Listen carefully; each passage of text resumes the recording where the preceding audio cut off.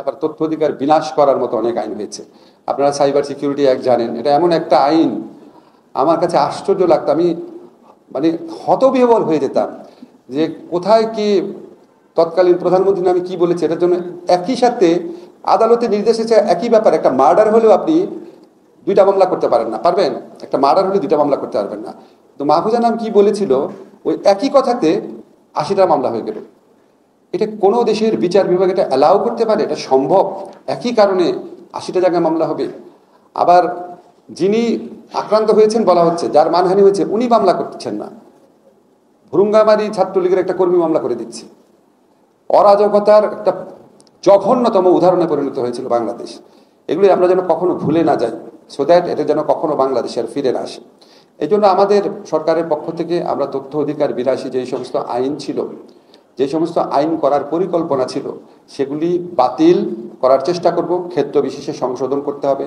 যেমন ধরেন cyber security অ্যাক্টটা অনেকের জনপ্রিয় দাবি হচ্ছে এটাকে বাতিল করে দেওয়া।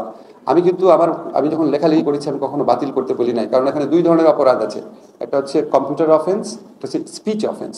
স্পিচ অফেন্স আমি বাদ দিব, কম্পিউটার অফেন্স, হ্যাকিং করা, বা ধরেন একটা মেয়ের সাথে ঘনিষ্ঠতার ছবি কম্পিউটারে দিয়ে ব্ল্যাকমেইল করার চেষ্টা করা, সেটাকে যদি আমি ক্রিমিনালাইজ করা থেকে বাতিল করি, তাহলে দেশে অরাজকতা হয়ে যাবে। ফলে আমরা এই কিছু কিছু ক্ষেত্রে আইন সংশোধন করব, এবং বিগত ফ্যাসিস্ট সরকার আমলে যে সমস্ত আইন করার চেষ্টা করা হয়েছিল বা একদম নিয়ার কমপ্লিশন স্টেজে ছিল, সেগুলি বাতিল করার চেষ্টা করব, খুব অচিরেই করব। আপনাদের একটা জিনিস বলে দেই যে আপনারা সংস্কার কমিশন হবে, বিভিন্ন বিষয়ে সংস্কার কমিশন রিপোর্ট দিবে। আমরা কিন্তু এই জন্য বসে থাকবো না, যে সমস্ত ক্ষেত্রে এখনই সংস্কার সম্ভব সেই সমস্ত ক্ষেত্রে আমরা আগেই করে ফেলবো। যেমন ধরেন সাইবার সিকিউরিটি অ্যাক্ট, তথ্য কমিশন যদি একটা হয়, কমিশন 3 মাস পর রিপোর্ট দেবে, সেটা আবার পলিটিক্যাল পার্টির সাথে কনসালটেশন হবে, তারপরে সিদ্ধান্ত হবে। এই 6 মাস 9 মাসের প্রক্রিয়া যাওয়ার দরকার নাই।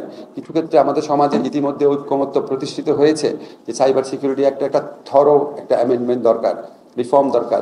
এই সমস্ত ক্ষেত্রে আমরা অপেক্ষা করব না, যত তাড়াতাড়ি সম্ভব